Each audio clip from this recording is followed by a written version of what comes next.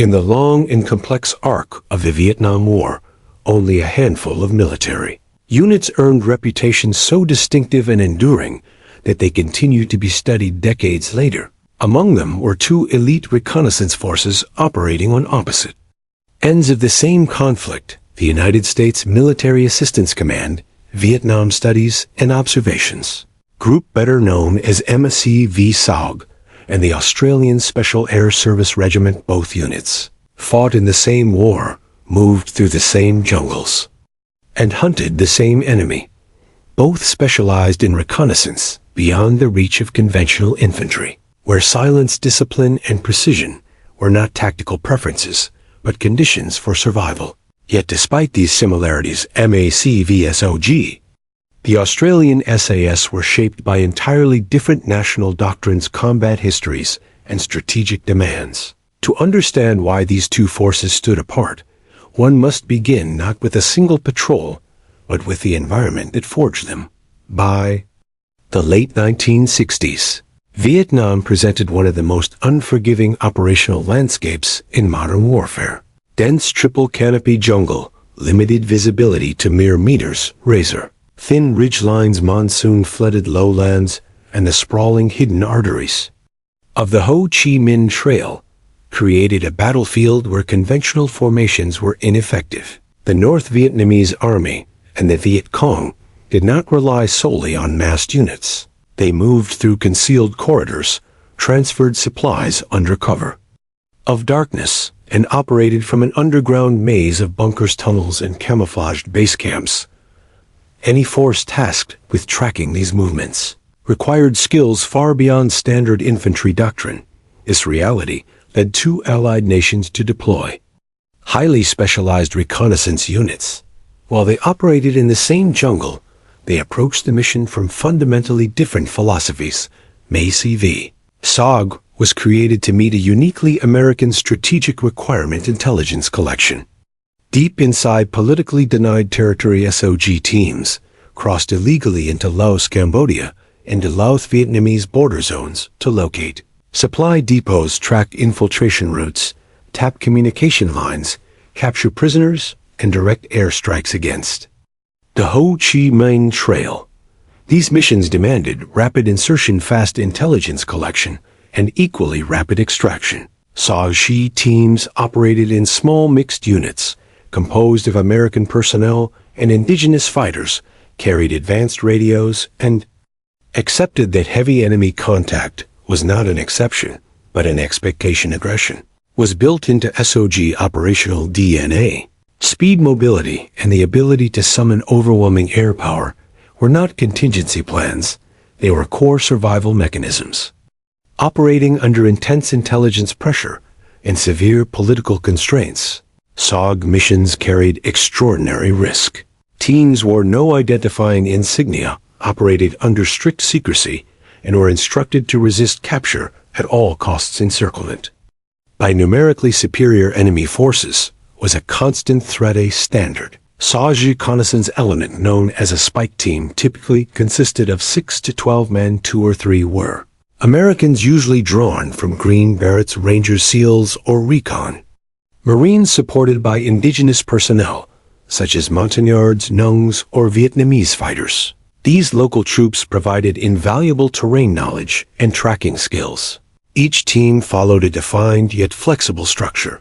The 1-0 served as team leader, the 1-1 as assistant, and the 1-2 as radio operator. Indigenous members often acted as point men, flank security, and scouts. Inside denied territory, equipment loads were heavy by necessity. Every team carried a PRC-25 or PRC-77 radio, their lifeline to survival, weighing up to 25 pounds with batteries. Additional equipment included 15 carbines, 79 grenade launchers, claymore mines, smoke grenades, emergency beacons, demolition charges, medical supplies, and signal panels. Ammunition loads often exceeded 300 rounds per man.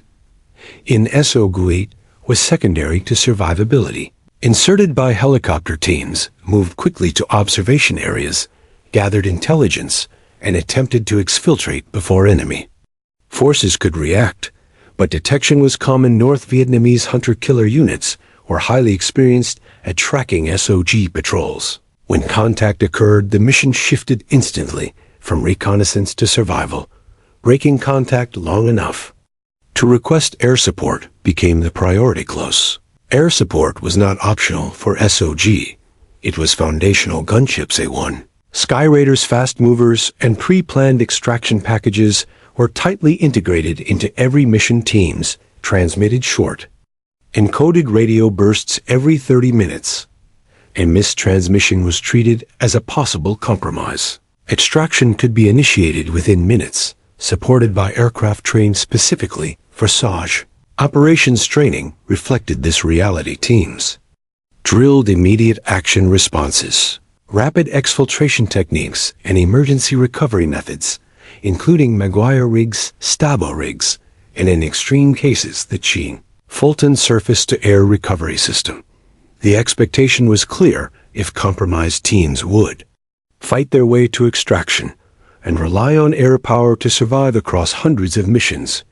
MACV SOG generated some of the most valuable intelligence of the war. They mapped new trail segments, identified supply caches, located anti-aircraft positions, and emplaced sensors that guided strategic bombing campaigns such as Commando Hunt. But these successes came at a high cost. SOG suffered some of the highest casualty rates of any American unit in Vietnam, a reflection of the extreme danger inherent in deep penetration reconnaissance. Where SOG represented the outer edge of American reconnaissance capability, the Australian Special Air Service Regiment embodied an entirely different approach. The Australian SAS entered Vietnam with a mission shaped by decades of experience in Malaya and Borneo, operating primarily within Phuoc Thu province. They were tasked not with cross-border interdiction, but with denying the enemy freedom of movement inside a defined area of operations. Their focus was long-range reconnaissance, counter-infiltration, and carefully planned ambush. SAS patrols were deliberately small, usually 4 to 6 men, selected for endurance discipline and the ability to remain motionless for extended periods. Unlike the heavily equipped SOG teams, Australian patrols carried minimal gear, lightweight rifles, limited ammunition, stripped-down rucksacks averaging 35 to 45 pounds. Every ounce mattered. This was not about speed, but silence. Noise discipline was absolute. Loose straps were secured, metal components taped or removed, and even canteen lids were modified to prevent sound. Movement was slow and deliberate, timed with wind, rain, or ambient jungle noise. Communications followed the same philosophy. Radio silence was the default, broken only at pre-scheduled times or in emergencies. Training emphasized map memorization, terrain reading, camouflage, and counter-tracking. Patrol members learned to move on roots instead of soil, avoid breaking foliage, and erase any trace of their presence. Observation posts were constructed so carefully that enemy troops could pass within meters without detection. Results were remarkable. Over 5 years, SAS patrols conducted more than 1,000 missions, locating Viet Cong camps, supply routes, and staging areas while remaining largely unseen. Their ability to observe for days without compromise earned them a reputation as some of the quietest and most effective reconnaissance operators of the war. The differences between MACV SOG and the Australian SAS were not a matter of skill or professionalism. They were the product of doctrine, 2 distinct solutions to the same strategic problem. SOG mission demanded technology, speed, and integration with air power. Deep penetration into hostile sanctuaries required long-range radios, rapid extraction plans, and the ability to summon firepower within minutes. Heavier loads and predictable communication schedules were unavoidable consequences of those requirements. The SAS faced a different threat. Their primary danger was close-range detection by small Viet Cong units intimately familiar with local terrain. Their solution was invisibility. The less they carried, the less they disturbed the environment. Rather than planning to escape contact, they focused on preventing it entirely. Although the two units rarely operated together, they did encounter one another through briefings, liaison meetings, and informal exchanges at locations such as Nui Dat, Vung Tau, and Da Nang. These interactions were not joint missions, but professional observations. Americans demonstrated helicopter insertions, demolition techniques, and emergency extractions. Australians demonstrated silent movement camouflage and near undetectable observation posts. Mutual respect followed. Americans admired the Australians' fieldcraft and patience.